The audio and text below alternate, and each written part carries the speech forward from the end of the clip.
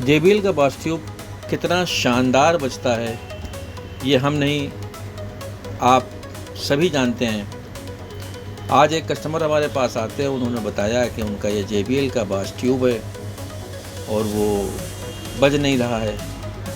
हमने उनसे 2-3 दिन का समय लिया था। उसके बाद इसकी देखिए ये मदरबोर्ड है, ये रिपेयर हुई और रिपेयर होने के बाद आज हम फिर इसको दोबारा से इंस्टॉल कर रहे हैं। इंस्टॉल करने के बाद हम इसको आपको बजा कर भी दिखाएंगे। अगर आपके भी ऑडियो सिस्टम में किसी तरीके की कोई ख़राबी है, वूफर में ख़राबी है, बास ट्यूब में कोई ख़राबी है, तो आप हमारे सर्विस सेंटर आइए। हम लोगों से जो बेहतर से बेहतर हो सकता है वो हम आपको रिपेयर करके देने की पूरी कोशिश करेंगे।